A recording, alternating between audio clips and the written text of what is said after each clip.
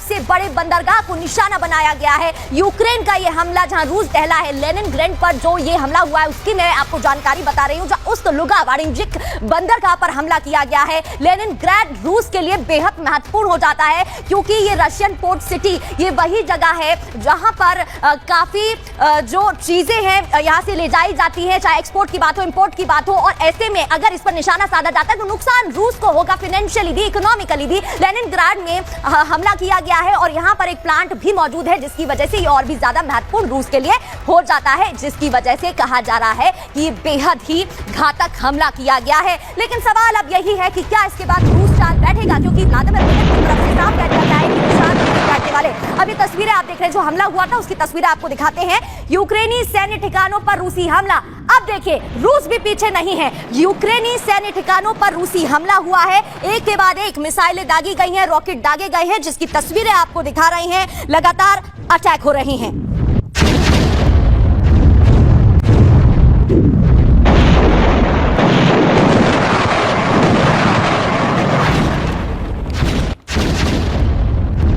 तस्वीरें आपने देखी। अब आपको यह भी बता दें कि रूसी सेना ने यूक्रेन पर ड्रोन अटैक किया है। BMP-2 वाहन पर सैनिक सवार थे। जहां यह अटैक हुआ है, कई यूक्रेनी सैनिकों की मौत का दावा भी किया जा रहा है। तो ये एक और बड़ी खबर, जहां रूसी सेना का यूक्रेन पर ड्रोन अटैक। एक तरफ जहां यूक्रेन पर रॉकेट मिसाइलें दागी गई, तो BMP-2 वाहन पर जो सैनिक सवार थे उन पर भी हमला हुआ है। और इस बीच कई जो सैनिक हैं उनकी मौत की खबर भी सामने आ रही है, इसका भी दावा किया जा रहा है।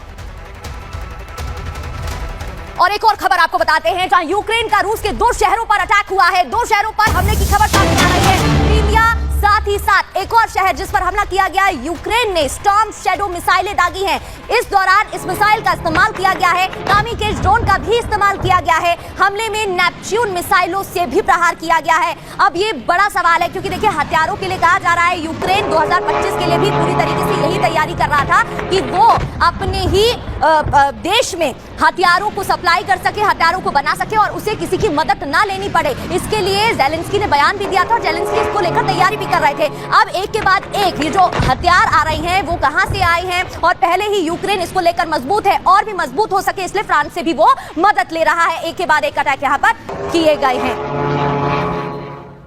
और इतना ही नहीं, रूस यूक्रेन जंग में फ्रांस यूक्रेन के साथ है। जी हां, जिस बी प्लान की मैं बात कर रही थी, जिस बी टीम की बात मैं कर रही थी, वो फ्रांस ही है, जो कि यूक्रेन के साथ रूस यूक्रेन जंग में खड़ा हुआ है। पहले हालांकि फ्रांस की तरफ से कोई बयान सामने नहीं आया था इसको लेकर, लेकिन अब साफ कर दिया गया है, फ्रांस यूक्रेन के साथ पहला मिराज 5F सुपरसोनिक जेट भेजेगा। दरअसल France Mirage 5F supersonic jet Ukraine को भेजने वाला है, एक और हथियार जो कि यूक्रेन को सौंपेगा फ्रांस, जिससे कि वो मजबूत होगा। तो एक तरफ जहां अमेरिका में डोनाल्ड ट्रंप के शपथ लेने के बाद समीकरण बदल सकते हैं, कई संकेत मिल रहे हैं और कई सवाल भी है, क्या डोनाल्ड ट्रंप उसी पॉलिसी पर चलेंगे जिस पर बाइडेन चलते आए हैं और यूक्रेन की मदद करते आए हैं।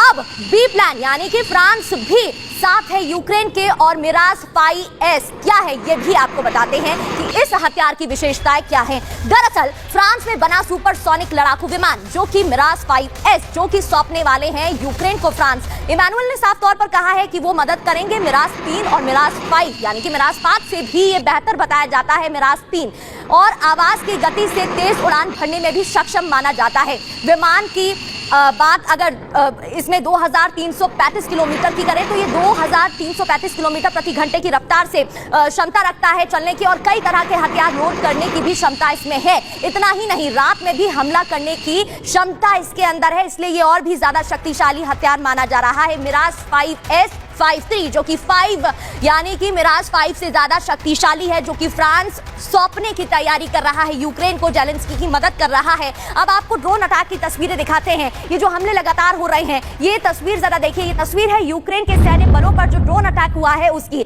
दरअसल रूस ने यूक्रेनी सैनिकों को निशाना बनाया और निशाना बनाते हुए उन पर हमला किया था, हमला बोला गया था, और उन ठिकानों को ध्वस्त कर दिया गया था जहां पर सैनिक थे। और बड़े हमले की ये जानकारी, ये तस्वीरें भी आपको टीवी स्क्रीन पर दिखा रहे हैं, जहां रूस भी पीछे नहीं है तो यूक्रेन भी मानने को राजी नहीं है।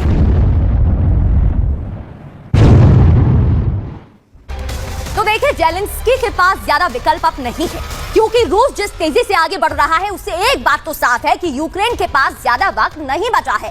इसलिए जेलेंस्की पूरी ताकत लगा रहे हैं और उनकी नजर अपने दूसरे विकल्पों पर भी है और कुछ भी हो जाए वो डटे रहेंगे, ये उनकी तरफ से कह दिया गया है। तो दूसरी ओर रूस भी इसी प्लान पर, इसी रणनीति पर काम कर रहा है।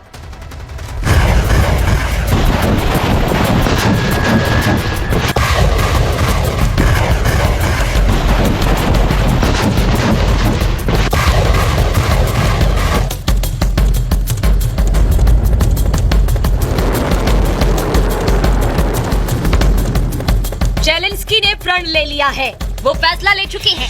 अब रूस के साथ जारी जंग यूक्रेन की जीत के बाद ही रुकेगी। वो आखिरी वक्त तक पुतिन के साथ युद्ध करेंगे। इस वक्त अमेरिका में बाइडेन सरकार है जिसकी मदद से जेलेंस्की का रूस के साथ सामना करना आसान है। अमेरिका अपने घातक हथियार से रूस यूक्रेन जंग में जेलेंस्की की मदद कर रहा है और उसी हथियार के दम पर यूक्रेनी सेना रूस के अलग अलग हिस्सों पर हमला कर पुलिस को दहला रही है।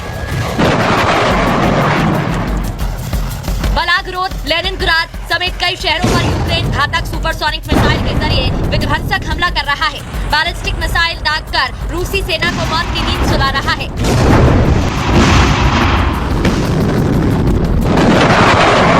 सिर्फ अमेरिका ही नहीं, फ्रांस भी अपने वायुवीर के जरिए यूक्रेन की मदद कर रहा है और रूस के इरादों को पस्त करता नजर आ रहा है।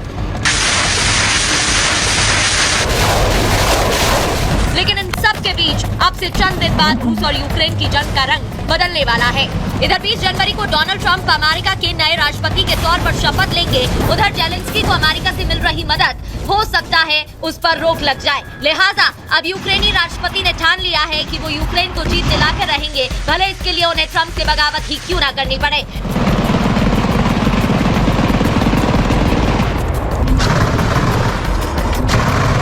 जेलेंस्की ने बिना अमेरिकी मदद के युद्ध लड़ने की तैयारी शुरू कर दी है। यूक्रेन का पूरा फोकस यूरोपियन देशों से हथियार आयात करने पर नहीं, बल्कि अपनी सरजमीन पर हथियार बनाने पर है।